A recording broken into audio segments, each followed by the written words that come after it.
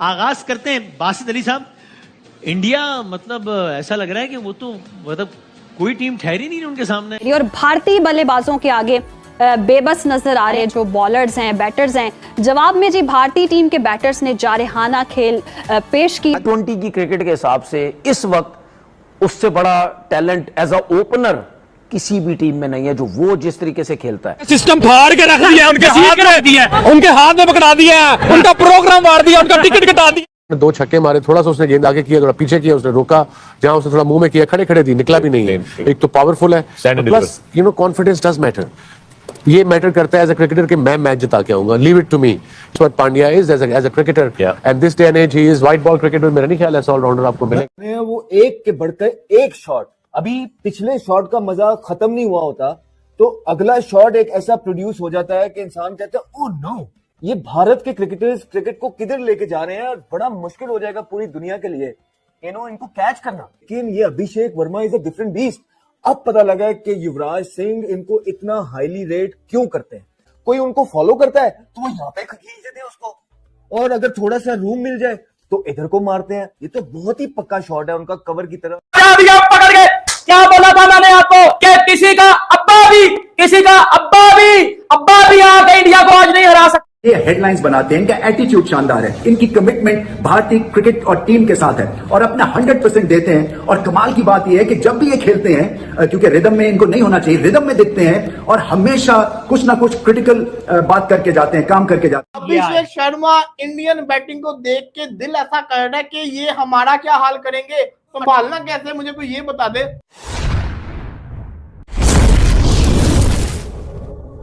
दोस्तों, आज इंडिया बनाम न्यूजीलैंड के इस मुकाबले में जो कुछ हुआ उसने हर क्रिकेट फैन को हैरान कर दिया, क्योंकि जिस अंदाज में टीम इंडिया के बल्लेबाजों ने रन बरसाए वो किसी तूफान से कम नहीं था।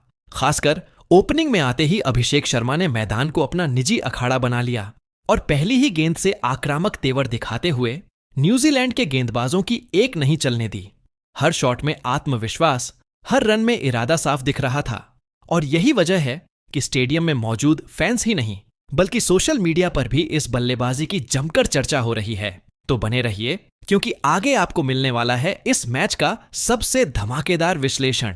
हम बैठे हुए यहाँ पे इंडिया की तारीफें किए जा रहे हैं, उसकी वजूहात होती है ना, ऐसे तो कोई नहीं पहुंच जाता। उन्होंने ऑनेस्टली बहुत इन्वेस्ट किया है, बहुत ज्यादा इन्वेस्ट किया अपने क्रिकेट पे, अपने क्रिकेटर्स पे। नीचे क्या फास्ट बॉलर्स तो कर रहे हैं ना फास्ट बॉलिंग, तो क्यों स्पिनर्स को क्या मसला हो जाता है कि वो भी जो है तेज डालने लगते हैं बॉल। स्पिनर्स हमारे देखें, अगर इंडिया की बैटिंग लाइनअप की बात करें तो स्पिनर्स को मेरे ख्याल में इस वक्त वर्ल्ड में one of the best team कहूंगा कि स्पिनर्स को सबसे अच्छा खेलते हैं। दूसरा ये कि हमने उस कॉन्फिडेंस के साथ हमारे स्पिनर्स ने बॉलिंग इसलिए नहीं की क्योंकि उन्होंने आती अटैक की है। जब आप अटैक करते हो ना तो बॉलर के माइंड में आता है यार कि मुझसे चौका ना लग जाए। वो तो जबरदस्त बैटिंग, पहले तो तारीफ करना होगी दोनों नौजवान बल्लेबाजों की, दोनों ही 25-26 साल के हैं। लेकिन अभिषेक शर्मा को मैंने इतनी तफसील के साथ मैंने इनको देखा नहीं था पहले इक्का दुक्का इनिंग इनकी चलते फिरते देखी थी। लेकिन कल जो इन्होंने बैटिंग की भाई, अभिषेक शर्मा की बैटिंग की तारीफ तो पहले करना होगा। 8-10 महीने ट्वीट भी की थी 8-10-9 महीने पहले कि मुझे ऐसा लगता है कि युवराज से बड़ा टैलेंट है ये, युवराज सिंह से बड़ा टैलेंट है। मैं आज भी कह रहा हूं, मैंने उस टाइम बोला तो अब तो छोड़ ही देना, वो तो जिस तरीके से बैटिंग कर रहे थे। देखिए उसकी वजह यह है कि युवराज सिंह जो बैटिंग करने आते थे ना उस टाइम स्पिनर लगे हुए होते हैं, स्पिनर्स लगे हुए हैं, 15-20 ओवर हो चुके हैं, गेंद थोड़ा सा पुराना हो गया है, ठीक है। स्पिनर्स पे आके थोड़ा सा सिंगल डबल्स लेके अपने आप को सेट किया। वो ऐसा प्लेयर था कि जो बॉल मुंह पे मिलता था उसको छक्का मारता था, ठीक है ना। लेकिन अभिषेक शर्मा ऑलराउंडर नहीं है। नहीं ऑलराउंडर इनकी जो आपस में जो वेन आप कर रहे हैं वो ठीक है, लेकिन मतलब यानी वो आप सही कह रहे हैं कि बैटिंग भी करते हैं, वो बॉलिंग भी करते थे। लेकिन अगर बैटिंग का सिर्फ मुआवजे के हिसाब से बात करें ना, युवराज सिंह नो डाउट बहुत जबरदस्त टैलेंट था, नेचुरल टैलेंट। लेकिन ये जो इस वजह से मुझे नजर आता है क्योंकि ये नए बॉल पे छक्के मारता है, नए बॉल पे खेलता है, पहले बॉल से अटैकिंग क्रिकेट खेलता है। क्यों? उसकी वजह ये क्योंकि आप बिल्कुल आपने रीड नहीं किया होता बॉल कितना स्विंग हो रहा है, कितना तेज आएगा, क्या होगा, वो उस हिसाब से जाता है। और सबसे अच्छी चीज ये है कि वो चारों तरफ खेलता है। ऐसा नहीं है कि अगर आप किसी भी बैट्समैन का स्ट्राइक रेट देखें ना, जिसका 2025 में 200 से ऊपर का स्ट्राइक रेट है, 50-60 से ऊपर की एवरेज है उसकी, 190 करीब, ठीक है, ओवरऑल तो 190 से ऊपर का है। तो अगर आप ऐसे बैट्समैन की स्ट्राइक रेट देखें ना तो एवरेज आपको इतनी नजर नहीं आएगी, एवरेज 15-20 की नजर आएगी, या वो सिर्फ आपको एक साइड पे खेलता हुआ नजर आएगा। वो हर तरफ खेलता है, ये बहुत बड़ी क्लास है उसकी। और ये जिस किस्म की बैटिंग करता है ना, ये जिस तरह के इम्पैक्ट डालता है अपना, मेरे हिसाब से कि मैं ये शायद ये वर्ड उसके लिए अभी बोल रहा हूं, लोग बोले यार जल्दी है, वो एक वर्ल्ड क्लास तरफ जा रहा है, ये on way to world class की तरफ जा रहा है। मैं सिर्फ T20 की क्रिकेट के हिसाब से बात कर रहा हूं, मैं अभी इसको वनडे या टेस्ट में नहीं लेके आ रहा।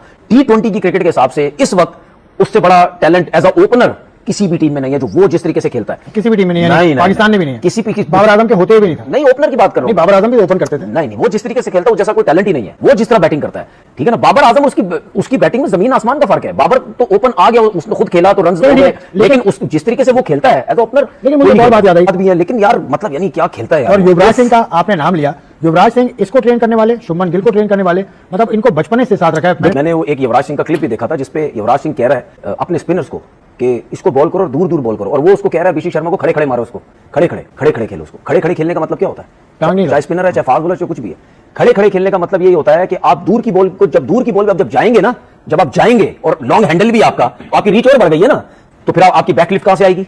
आपका जो एल्बो है ना वो बैन नहीं होगा, आपका एल्बो पूरा खुलेगा, ठीक है। ये नहीं जाएगा, यूं जाएगा। जब आप दूर की बॉल पे मारेंगे तो 100% आप उस बॉल पे जाएंगे, तो जब आप जाएंगे तो आपका एल्बो भी खुलेगा। अच्छा, उसके बाद जब आपकी ये प्रैक्टिस हो जाती है ना, तो फिर सोचिए आपकी बेस कितनी स्ट्रांग होगी। तो मैं इसीलिए बार बार बोलता हूं भाई, सीमेंट पे प्रैक्टिस कराओ, सीमेंट पे।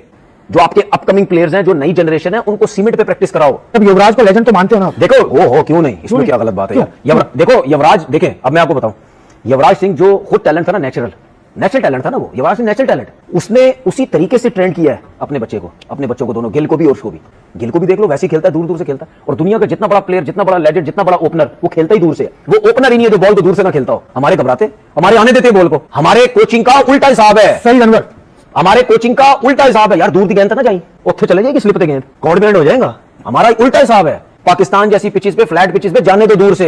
हम पता है सिर्फ 3 स्टंप्स की क्रिकेट खिला रहे हैं बच्चों को। ये अंदर की गेंद देखिए, अंदर ना आ जाए, तो युवराज हो जाएंगे। युवराज की तरह कोई बॉलर तैयार करें आप। मैं तो ये कह चुका हूं, मैंने तो ये बोला कि जो युवराज जिस तरीके से ट्रेन कर रहा है, मेरी तो सोच ही यही है। युवराज सिंह तो चलो अपना एक पर्सनल लेके चल रहा है चीजों को, ठीक है। राहुल द्रविड़ भी नीचे जूनियर लेवल से काम करता है, बंदा ऊपर आया। इसी तरह विवेक लक्ष्मण भी है। हमारा कौन है? चलो क्रिकेट बोर्ड में कर लो, इंडिविजुअल काम करना छोड़ दो। क्रिकेट बोर्ड में कौन नीचे से आया हुआ है? कौन आया हुआ है? मैं शर्मिंदा हूं। कुछ लोग हमारे हैं जिन्होंने ज्यादा क्रिकेट खेली, उन्होंने हमें कोई प्लेयर निकाल के लिए वो जिसको मैं टुल्ला बोलता था, किसी एक लगातार तीसरी 50 मार गया, आज फिर 200 के स्ट्राइक रेट से खेल के गया। कोई डर ही नहीं है भाई। वो चीज क्या है, 31 बॉलों पे 61 मार गया, उसको फर्क ही नहीं पड़ता। हर मैच में उसने कहा, कसम खाई हुई है कि मैं नहीं छोड़ूंगा। आज फिर मार गया। क्या शानदार खेल है। क्या कमाल की विन हासिल की है इंडिया ने। यकीन करे, मैच देखकर मजा आ गया। मतलब मेरे पास वर्ड्स नहीं है लिटरली यार। इतना भी कोई मतलब जुल्म करता है, मैं वो कह रहा हूँ कि भाई हमें जाने दो, हमें नहीं खेलना इंडिया के साथ। हम यहाँ पर हम तो खेलने आए थे, हम तो खुद मतलब हमारे साथ खिलवा।